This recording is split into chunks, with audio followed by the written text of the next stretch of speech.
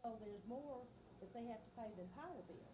They have to pay for doctor bills, they have to pay for gas, water, groceries mostly. And when you start to think about the four major things that a family has to survive on first, including utilities, more than just power company bills, then you find that they cannot afford this upcoming increase. In fact, they can't afford an increase of any kind from anybody right now.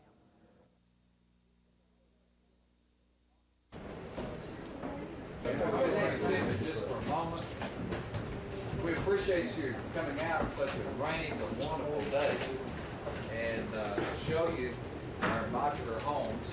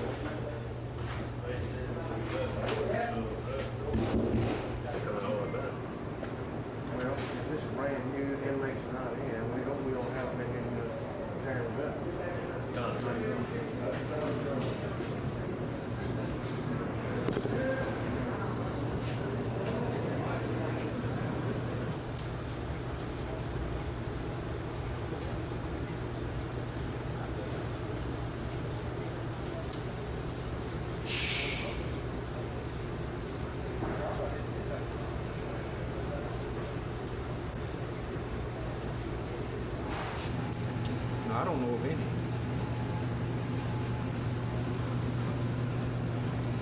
What's going to solve our problem with these other major institutions? That's going to solve the problem more than anything else.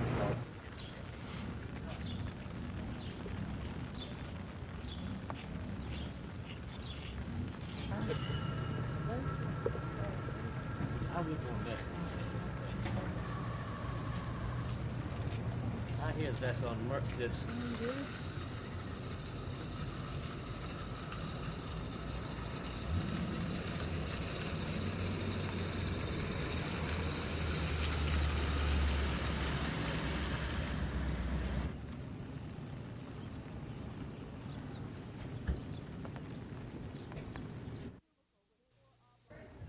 Each housing unit has an inner cubicle with 4 oblong buildings, one extending from each side. Each of the buildings houses 25 inmates. One guard will stay in the cubicle and another will roam among the 100 prisoners. The inmates will stay in these buildings only at night. They'll still spend 8 hours a day out working. The units are brighter and newer than the traditional dormitories. I can assure you that it won't take very long to fill it up because Warden Sutton just told me a few moments ago he's already had 96 volunteers that wants to move out here. Inmates will start moving in after July 10th. That's when new guards will graduate from officers' school. The 500 inmates should be in their new quarters by July 17th, but that still doesn't solve the overcrowding problem in Alabama's prisons, since more than 2,000 state inmates are stacked up in county jails. No word yet on whether Federal District Judge Robert Varner approves of the temporary housing or whether he still plans to release state prisoners to relieve overcrowding. Lisa Nielsen, WSFA TV News. The budget officer job is a merit system position, which means Rayford's replacement will have to come from a personnel department list of qualified applicants. Since Rayford's death, Personnel Department Director Stanley Frazier says the department has drafted such a list and started the process with then Finance Director Sid McDonald's approval. But now, Dr. Rex Rayner is the Finance Director, and his assistant, Dr. Ray Wells, says their office has some problems with the job description used to set up that personnel list. Wells says the job description used to draw up a list of the candidates is outdated. And Wells says Rayner has told Frazier he wants that list voided and the job description reevaluated. But Frazier says that may cause legal problems since there may be an implied commitment to the candidates stemming from the work already done in developing the personnel list. And he says he's never voided any personnel list without ever using it. But Rayner's office says the job is a key role in government and deserves meticulous care in filling. Also, Wells says Rayner has asked for what's called an assessment center process of selection, a system that uses several subjective tests in which the candidates go through oral problem solving and management handling interviews. But Frazier says the State Personnel Board has never used this type of test. Frazier also says that the assessment center process isn't universally accepted, even though Wells says it's common in both private industry and government. Another consideration, according to Frazier, is expense, possibly ranging from $5,000 to $10,000 for the single selection process. Frazier says he won't make any moves until he can get the advice of the 3-member personnel board next week. Rayner's office says they understand Frazier's predicament and will probably accept Frazier's ruling, emphasizing that elevating the job qualifications and strengthening the selection process will benefit the state, knowing the most qualified person has been chosen. Chris Grimshaw, WSFA TV News.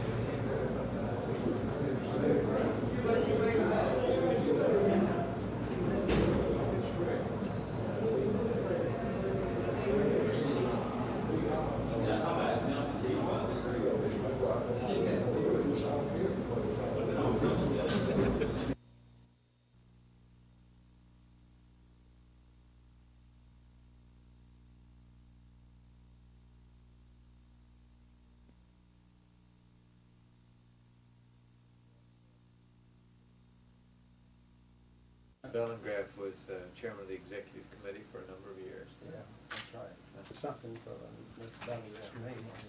Had a monthly, wasn't what you wanted, so I bought it. Oh, that figures pretty well.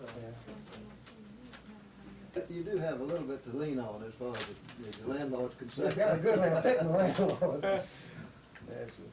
You can't pick your relative, you can pick your landlord. That's something. I didn't realize that George Master's office was up there. Yeah, he's right across the Yeah. hall. So, did it well. Do you know the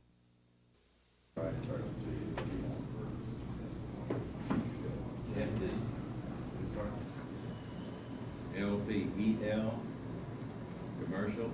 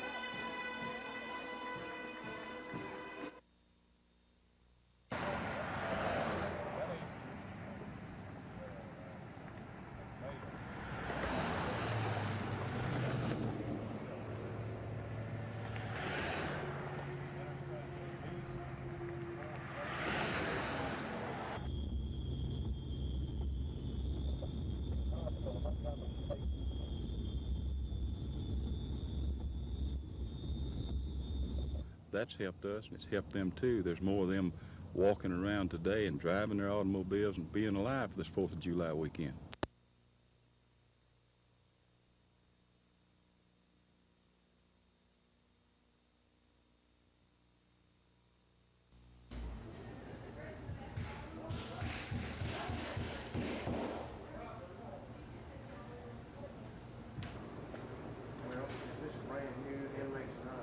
main problem I see with it is that it's just a temporary solution to a long-standing problem, that there are solutions that have been used in other states that result in a lower crime rate, and that what Alabama really needs to be doing is spending our money on getting jobs for people and not building more prisons and more temporary shelters.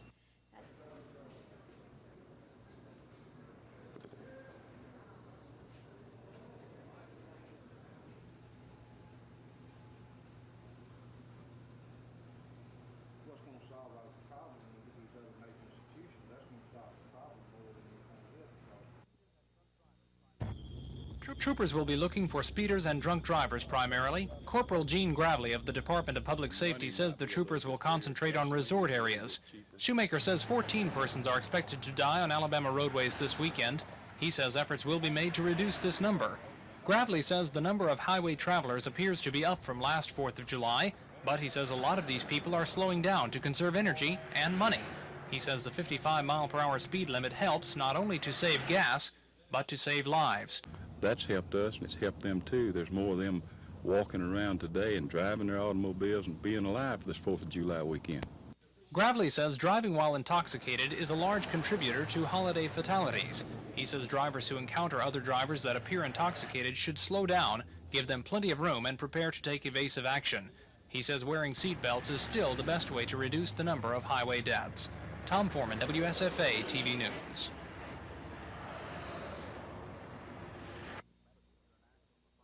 Britain will be going to work with American Medical International, a firm that's providing the state prison system with its professional medical services.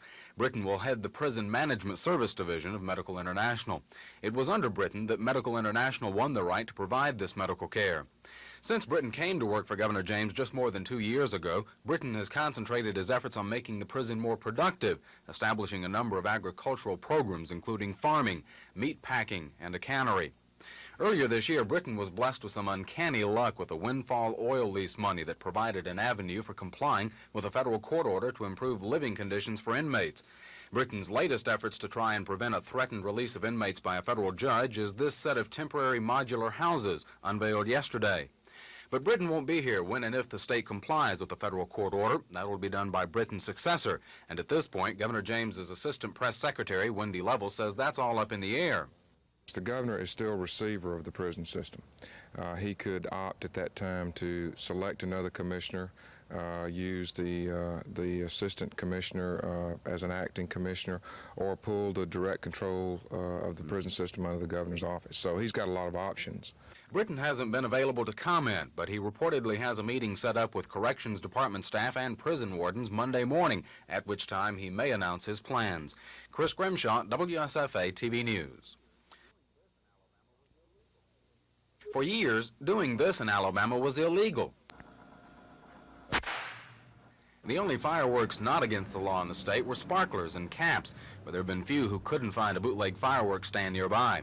This year, the Alabama legislature passed a law legalizing Class C fireworks in an effort to end bootlegging and establish another tax revenue source. But not all fireworks are legal. The Class C fireworks are strictly limited in size and explosive power. Also, the law legalized their sale in some, but not all counties. There are many counties like Montgomery where you can't legally set off fireworks. But perhaps even more important are the dangers of firecrackers. One reason the sale of fireworks isn't allowed to anyone under 16. But even for teenagers, the explosive capability of a firecracker can be easily underestimated. Every year there are many reports of people blinded, burned, or maimed by these mini explosions, which pack quite a wallop. Chris Grimshaw, WSFA TV News.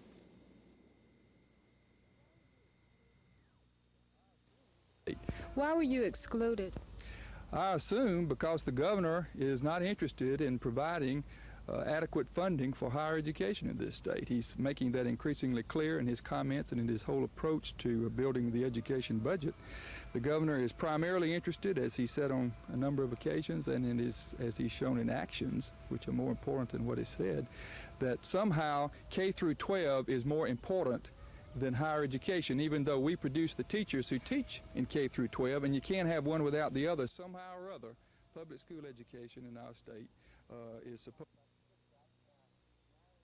Today we're going to talk about the chip shot. The iron we use, usually 7-iron, 6-iron, some people use 5-iron. A few things we want to key on here is we want to make sure that we choke up on the club, okay? The reason we want to choke up on the club is we're not going a long distance. We're right off the fringe. The other reason, the more we choke up, the more control we're going to have over the head. As far as setup, ball position off the left heel. Since we've choked up on the club, we're going to have to obviously move close to the ball. We're going to have to bend the knees a little bit more. The weight is going to be toward the left side, okay? The difference in this is that when we take the club back, there's no wrist cock. It's all one piece. When we go through, it's the same way. The biggest fault in the chip shot with most people is they break back and they break going through, and they wonder why they stub the ball. So, one thing to key on, back in one piece, through in one piece.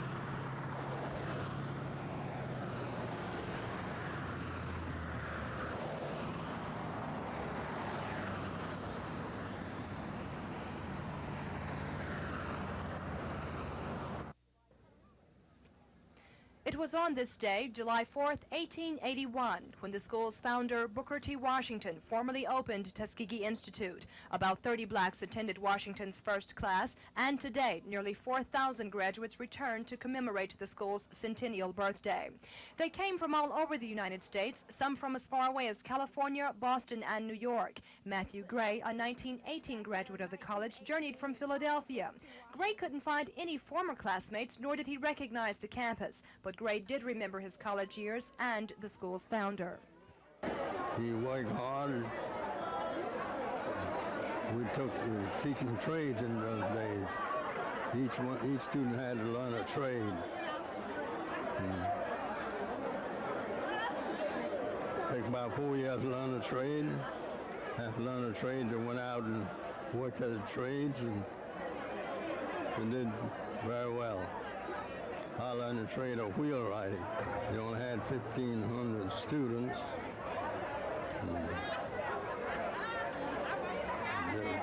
Most of them went to school one day and worked the next day. Class reunions were held to renew acquaintances, talk about the early school years, and reflect upon academic changes from the time when they attended the black institution till now. All agreed the school has made remarkable progress and pledged to keep Booker T. Washington's dream alive. Kim Davis, WSFA TV News, Tuskegee.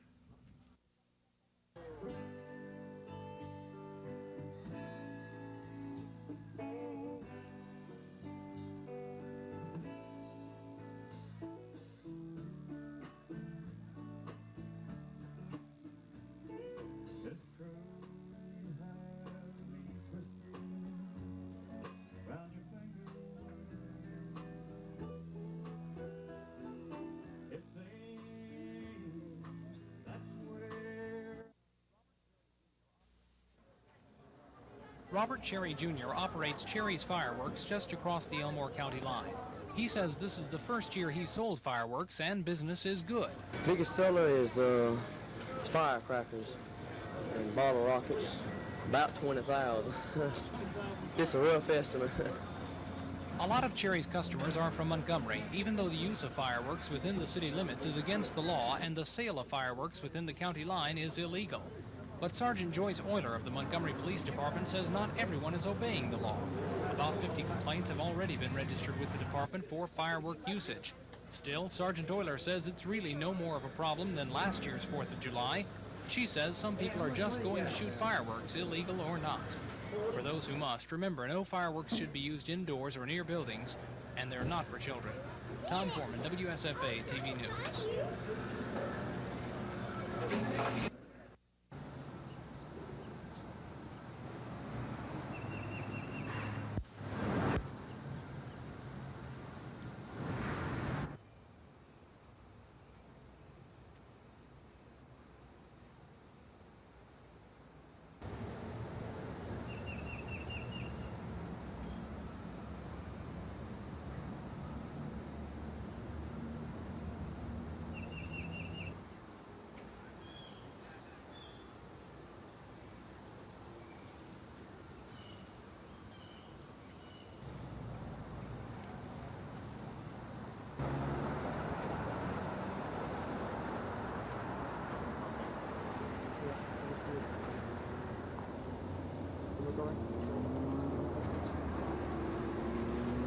This camera doesn't remember white. Tax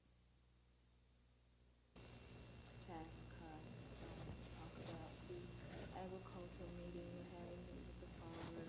Well, I think we've got to balance the budget, and we've got to have cuts across the board, and then you have to have selected cuts, where you have cuts in certain areas more than others. For example, I think we could have substantially more cuts in foreign aid than is proposed. But the overall program dealing with various services, health services, education, social services, are going to be combined into a block grant. And each state will have its choice as to what program it wants to continue and the degree of funding that it will give it. They're not just cuts in abolishing various programs, but many of the programs will be consolidated into one grant, and then there will be discretion given to the state as to whether or not they want to continue that program funded at 100% or funded at 50% or 5% or 95%. So it has a lot of flexibility to it. Will there be Prison Commissioner Robert Britton resigned this past week.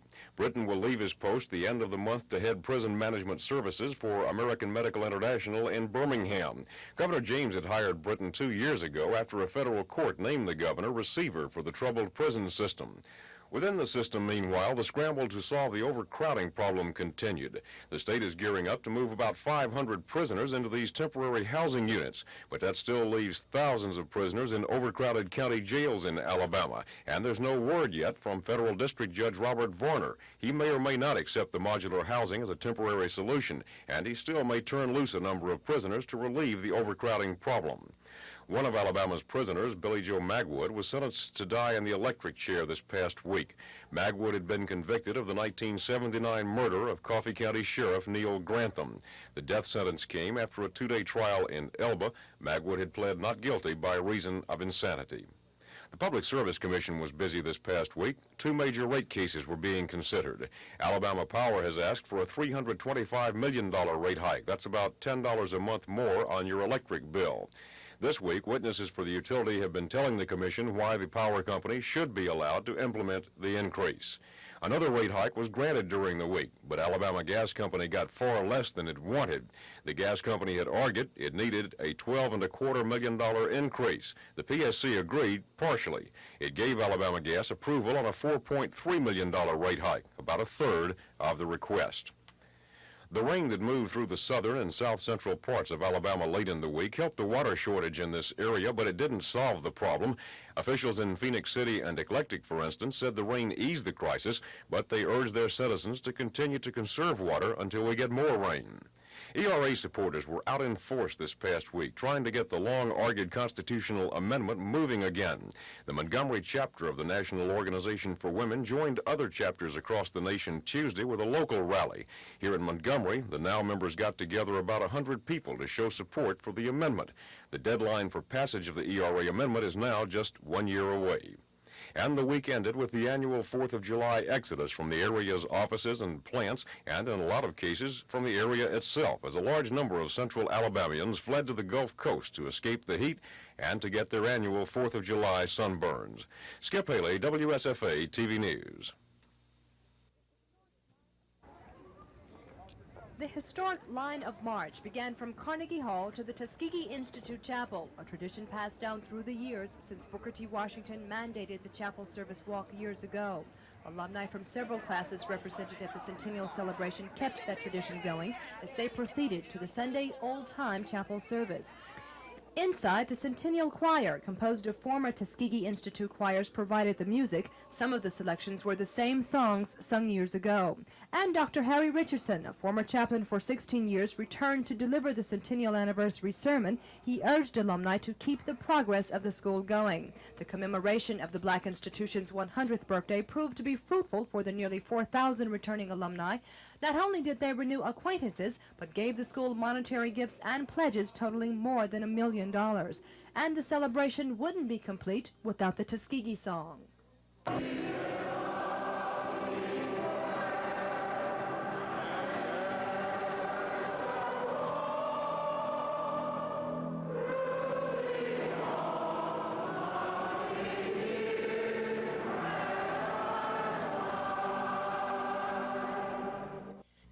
Kim Davis, WSFA TV News, Tuskegee.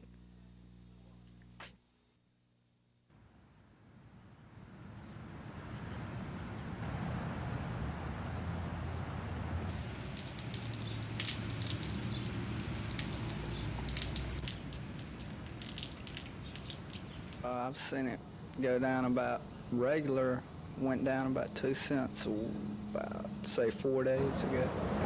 And the way I look at it, the gas companies have kind of made their market for gas already. They're getting what they want for it now. Before, you know, they weren't getting what they thought their product was worth.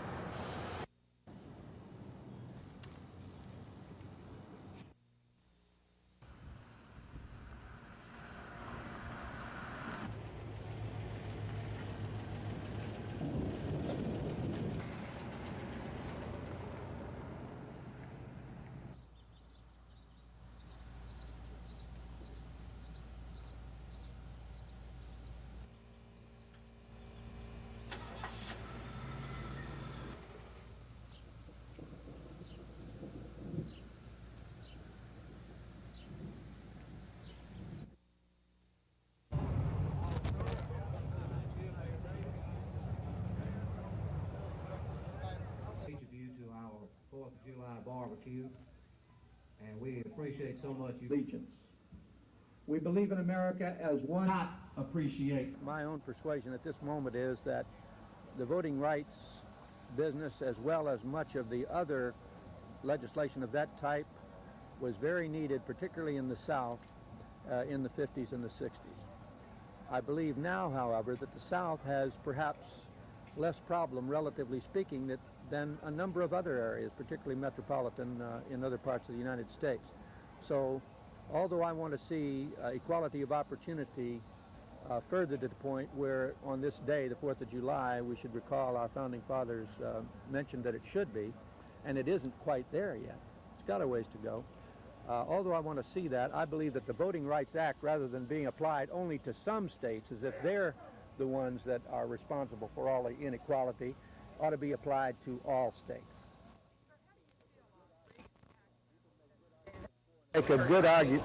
You can make good arguments for and against it. I'm for it. I believe that the private school system and the people who can have the choice to do that, I think that ought to be something that is within the range of more people financially, and that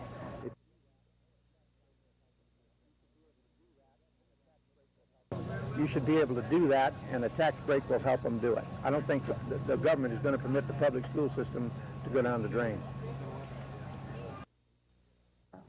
Well, I think basically the biggest accomplishment that we've been able to do on the Montgomery County Commission is give those minorities and poor people in Montgomery County who in the past did not have an opportunity to have representation on the Montgomery County Commission. What I mean by that, you have some people in the outlying county areas of Montgomery that really didn't even know the functions of the county commission, and at this point many of them are coming to county commission meetings. They are requesting various things that the county can do, and we are able to do it in so many cases. We've been able to help out in recreational programs, been able to help out as it relates to street and pavement. We are also working on the possibility of trying to get a water system for people in certain areas of Montgomery County that have not had them in the past. So there are a number of things that we are trying to get done here on the County Commission. This year you were successful in your attempt to get the county to observe Martin Luther King Jr.'s birthday as a holiday. Do you plan to try to get the county to observe this holiday next year?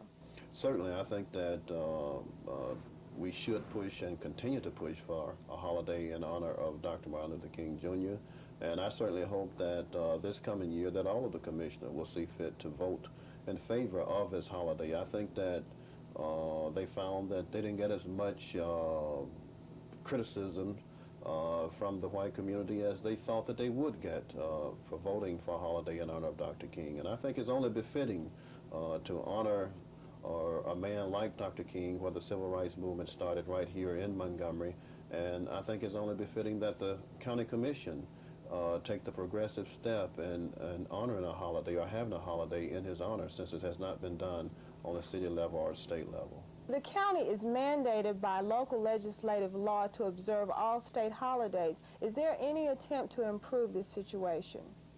Yeah, I think that we need to look at that situation, because that puts us in an awkward position where we are mandated by local legislation to honor all of the holidays that are mandated by the state. There may be some holidays that would be applicable just on a local level that we would want to give our employees that would not coincide with the state holidays. And certainly we would want to do that and stay in line with the total number of holidays that employees are getting across the state without giving them too many holidays here in Montgomery County. So I really would like to see some legislation, and I'm personally going to see if we can't get some passed that would take us out from under that local law.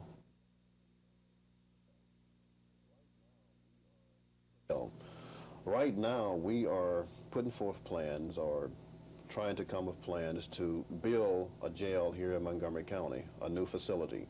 We're talking about anywhere from $11 million, $16 to possibly $20 million for the complete complex. I have some problems personally with that amount of money at this particular time, with the economy being the way that it is, but I can't foresee prices coming down or getting any lower. And by us being under a federal court order, I do think that we're going to have to do something as it relates to the jail. However, I am not inclined at this point to be overly optimistic about the complete courthouse complex. How do you propose that it will be financed? Well, that's going to be a good question. We're going to have to look at that once we establish exactly the financial conditions of Montgomery County, exactly where we are, how much money we have available at this particular time to put on the facility. And that will determine, in my opinion, whether we're going to go with the jail alone, the jail and the courthouse complex, and more than likely we're going to have a general obligation bond. But that's all speculative at this point. I really don't know how we're going to finance it. I know it's something that we're going to have to do, and we're going to have a lot of public hearings on it to find out what our constituents want, whether or not they are in favor, in my opinion, of going with a jail and the courthouse complex, or just going with the jail to relieve the overcrowded situation in the Montgomery County jail that we presently have. Of course, my personal position is that I think that the county ought to take steps to require the state, or to make the state, or whatever can be done, get some of the state prisoners out of county jail, and that certainly will help the present situation that we have. I think it's kind of bad for the taxpayers of Montgomery County to have to bear the burden of the state inmates that we have that are housed there for considerable lengths of time, and the state not doing anything about it. So I certainly would like to take some progressive steps in that area, but being realistic about it, the votes are just not there to take a firm stand against the state as it relates to the inmates.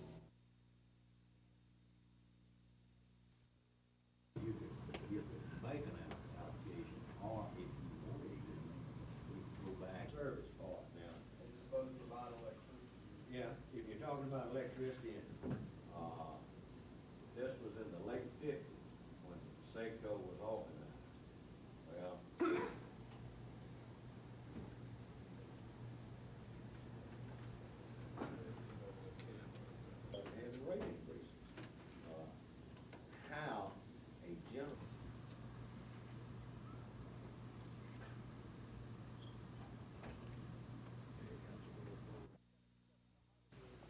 Until 1977, the Highway Department mowed the 100,000 acres of Alabama roadsides about 5 times a year. Highway Department landscape engineer Charles Mitchell says now the roadsides are mowed only once a year, at the start of the summer season. After that, weed control is handled by 1 or 2 applications of commercial herbicides. We're trying to control these tall-growing weeds like Johnson grass and verbena and others and reduce the mowing requirement. You can't control these by mowing. You have to mow 5 times a year to control it. But with herbicides, we can control these tall-growing weeds, eliminate them from the roadside, and our mowing requirement is lessened. The state owns 8 of these $16,000 spraying units, plus $84,000 units, according to Mitchell. But even with a $368,000 investment, Mitchell says the spraying program is paying off. Where it used to take 4 mowers 5 days to cover 240 acres, now a single spraying unit can do the job in a single day. The chemicals are the same as those used by farmers to control weeds, and Mitchell says the herbicides are harmless to wildlife and Bermuda grass. Some grass may turn brown for a few days following spraying, but it soon returns to a natural green, and the roads are left clear of obstructing weeds and provided with a grass cover against erosion. Tom Foreman, WSFA TV News. County commissioners say they just don't know what to do with the Carnegie building. To renovate it and add air conditioning would cost some $300,000. They could sell the building, but Commissioner Bill Joseph says it would bother him to sell the building when other county departments must lease space in the city. The question of what to do with the law library still remains. It was moved out of the county courthouse last year to provide for more jail space. County Attorney Knox Argo says the county isn't required by law to provide the library. Joseph asked whether Argo is willing to defend that position against possible lawsuits. Complicating the matter is the Tumbling Waters Museum Board of Directors, who say they've already put more than $50,000 worth of improvements into the building. They don't like the uncertainty of not knowing whether the county will improve the building, sell it, or even destroy it. The museum board wants to know whether it can stay or must go, wants reimbursement for the $50,000, and help relocating if that's necessary.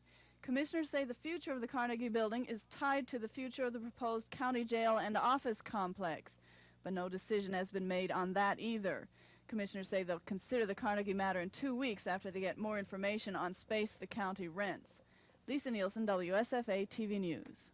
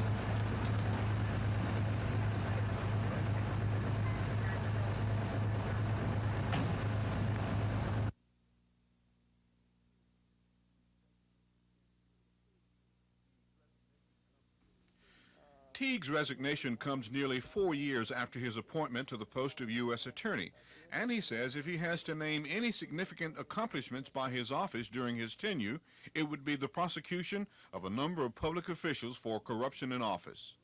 This office conducted a year-long investigation into public corruption with respect to the purchase of various items and commodities such as pipe, chemical products, which would be purchased by municipal and county governments. This investigation resulted in the conviction of 6 county commissioners, a city manager, a municipal chief of police, 3 superintendents of municipal utility boards, 2 presidents of chemical supply firms, one of whom in his plea of guilty admitted bribing 19 public officials in some 5 states. This was recognized by the United States Attorney General in his annual report to Congress this past spring. I think this is the most recent of the significant cases in this office. there are other significant ones. The 16 convictions involving the vote frauds in Randolph County in 1979. The 37-year-old Teague plans to go into private law practice in Montgomery when he leaves the Justice Department. He is expected to be succeeded in the U.S. Attorney's Office by John Bell, an assistant Montgomery County District Attorney. This is Norman Lumpkin, WSFA TV News reporting.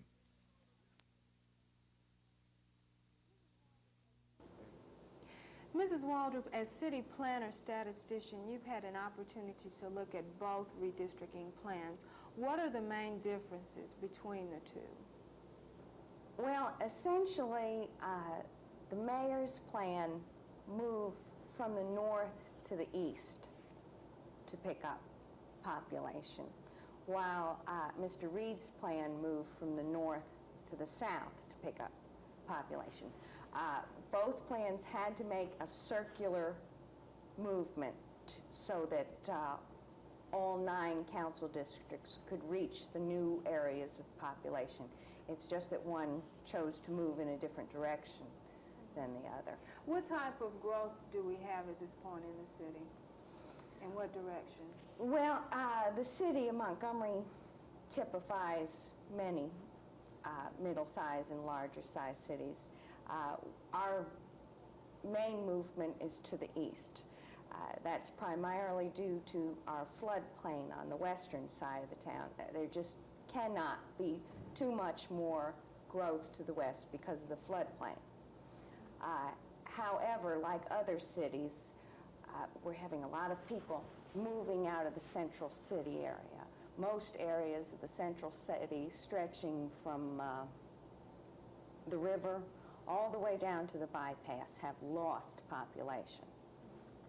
District 3 and both District 3 and District 5 were big losers. Why is that?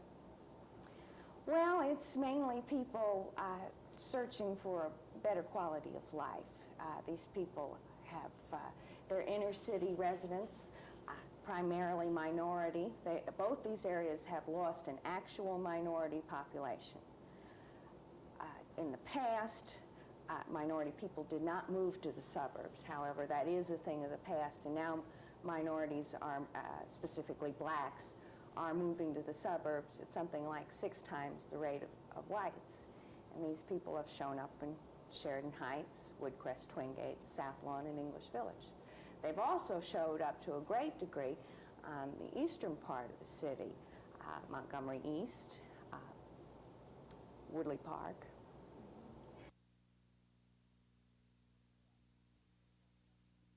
All right, today we're going to talk about the pitch shot. It's performed with the sand wedge or the pitching wedge, whichever your preference is. This type of shot that we're concerned with is, as you can see here, we've got a little trouble. We've got a bunker in front of me. We've got the pin cut close. So obviously what we want to do here is we want to get the ball up quick so it'll stop quick. In addressing the ball, what we want to do here is we want to make sure that the ball position is going to be off the left heel. The reason we want to do this is we want to get the ball up as high as possible, so we play it off the left. We choke up on the club, obviously moving up close to the ball and a little bit more flex in the knees. The important thing here on this pitch shot is that when we take the club back, we get more wrist cock than normal. We talked about on the chip shot that we get no wrist cock. Here we're going to just break all the laws and get all kinds of wrist cock going back, going through. We get the shot up high, the ball is going to sit soft and not roll very much.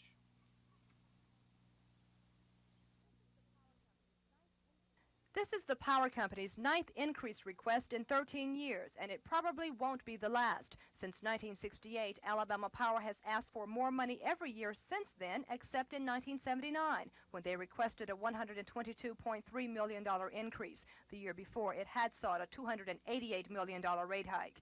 3 increases were appealed to the state Supreme Court. In 1975, the company wanted $106 million, but the PSC granted no increase. That decision was appealed, and on remand, Alabama Power received a $23 million settlement. And the 1978 and 79 increases were also settled by the High Court, which reached a negotiated permanent increase settlement of $80 million. And in the current request, Power Company Vice President Elmore Harris says the $323 million is needed. We need to recognize that the rates which are currently set are based on 1979 cost data. So that's about a 2-year period, and certainly over a 2-year period, 17% is not an exorbitant increase. PSC officials say what the power company will receive this time will depend mainly on the attrition factor and the operation of Farley Nuclear Plant's Unit 2, which is expected to come online commercially in August. Kim Davis, WSFA, TV News. A recommendation was arrived at by incorporating the recommendations of all the various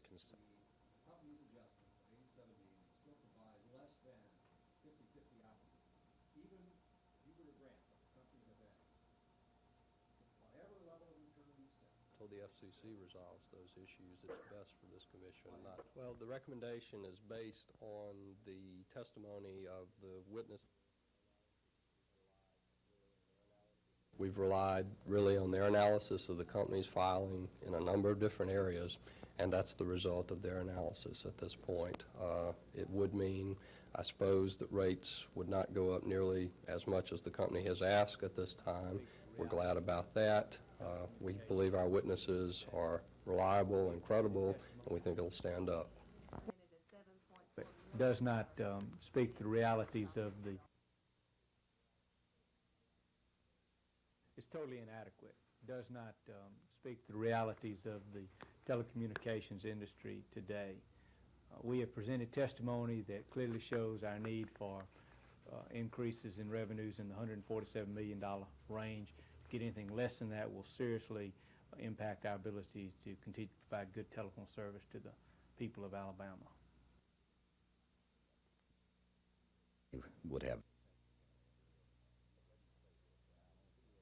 But let me say this, that I feel that the commission did its job, and that job was to establish a fair and reasonable rate of return for the company. The Alabama Gas Company appears to be in sound financial condition. They're providing service to their customers, and they're making what I consider to be, and what the other commissioners consider to be, a reasonable profit.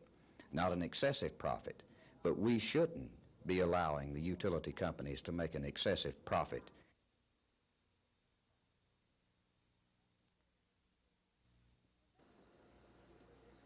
Investors say the most important aspect about the money market for many is that their funds aren't tied up for 6 to 12 months. They have ready access, and middle-class Americans have been investing up to $3 billion a week since the first of the year. Money Market Mutual began 10 years ago, but has gained a lot of popularity recently. The trust was created to allow investors to place their money in relatively high-yielding investments. Merrill Lynch Vice President Morris Copeland says the typical funds are returning 16 to 17 and even 18% on the original investment.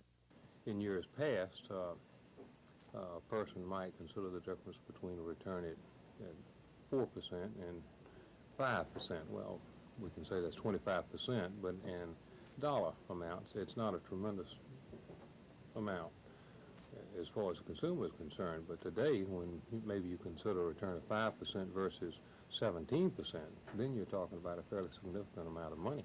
Money market mutual funds are attracting middle-class investors like no other investment in history. Older people and small businesses are especially taking advantage of the funds. I discovered that money market funds would give me a greater return on a small investment than any other kind of investment of which I was aware. They benefit the economy primarily by encouraging people to save money. And the more money that is saved in the country, the more plants that will be built, the more jobs that will be made, the more prosperous the whole country will be.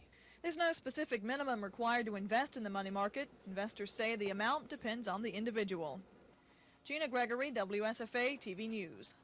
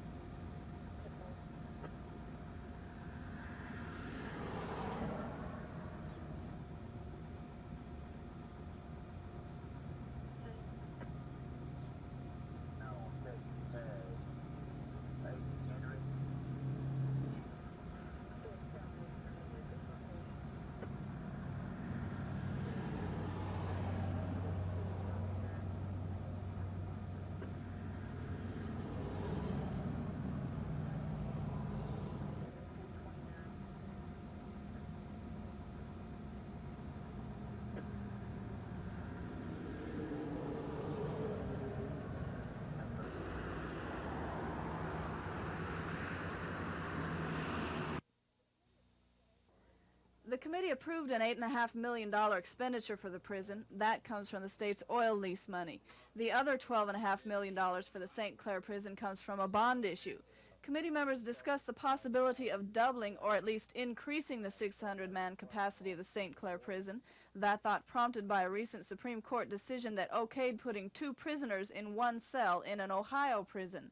But Prison Commissioner Robert Britton urged the committee to be cautious, though the Ohio decision looks like an inviting solution to Alabama's overcrowding problems. But I just caution you to be very careful not to grab a hold of something that could be very costly in the years to come to our taxpayers, because that decision was only in Ohio. Prison advisor Maurice Sigler also cautioned against applying the Ohio decision to Alabama. A subcommittee will study the feasibility of expanding St. Clair, a project which the architect says will cost an additional $9 million. Lisa Nielsen, WSFA TV News.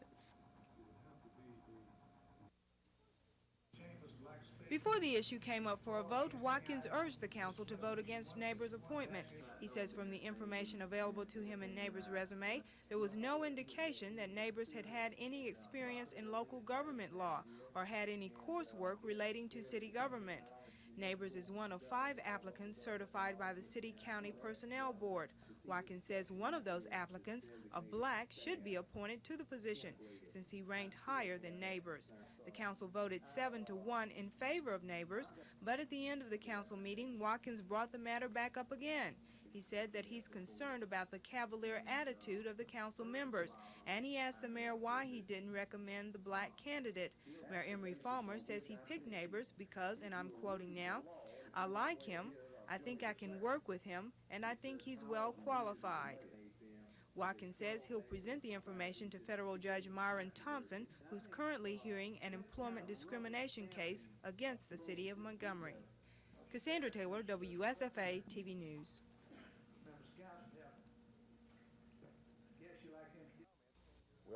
Teague's comments came during a 4-city jaunt which began this morning in Huntsville and ended in Mobile. Along the way, Teague beat the drum for his education budget proposal, which he says has strong support statewide. Included in the budget of 5 major recommendations: establishing elementary and secondary education as the #1 goal, increased operations and transportation money to financially crippled schools, increased funding to vocational programs, cost increases to junior and technical colleges, and increased teacher benefits. Teague says his budget does not call for increased funding for higher education, something he says will not please university presidents. But he says for too long, Alabama's elementary and secondary school programs have been underfunded, while other program areas have realized annual increases.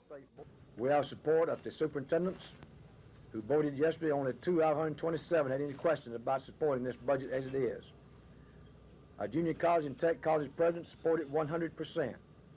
The WSFA, which is administrative organization, is behind it. The Vocational Association, all the vocational people in the state are backing it. The State Board of Education is behind it. Community ed people, and many legislators we know now will be behind it.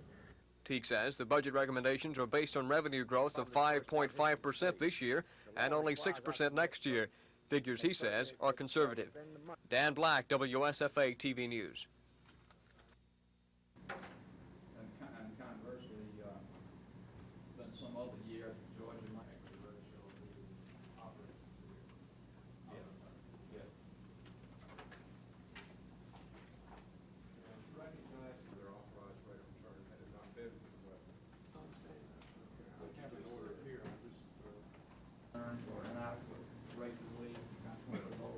Sure, just where that stands, if I understand it correctly.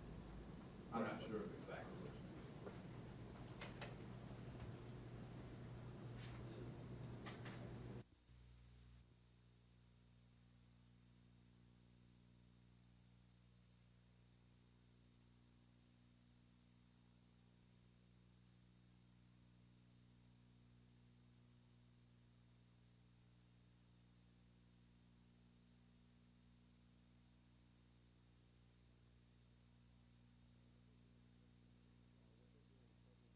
What they're doing is taking that limited amount of jurisdiction and trying to take away all of the jurisdiction that is reserved to the states. And we, it's not in the interest of the people that use telephones for us to sit by and allow that to happen. We think we have an excellent chance to stop it, but it's important that states like Alabama and other states in the country, we all band together and stand up for our rights. And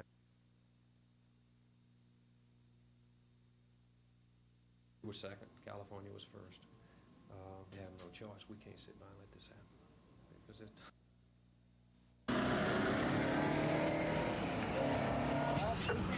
115, tonight, 51.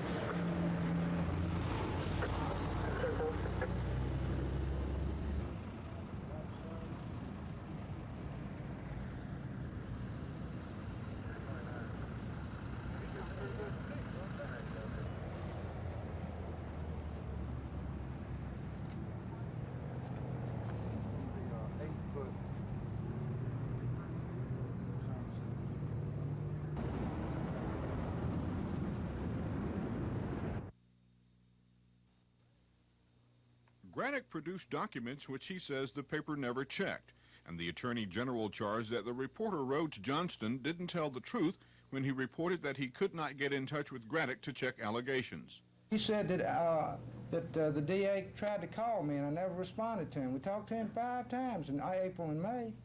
Point by point, Granick used bank and court records to deny the charges that the money was unaccounted for. He then charged that the story was written just to sell papers. Based on no facts. Just wrote a real nice false story so that somebody could pay 25 cents to read it. Granick told us today he was contacted about the article only hours before the story hit the street. He said he asked that the story be delayed until he could have a chance to answer the charges. He said that request was denied. This is Norman Lumpkin, WSFA TV News at the Attorney General's office.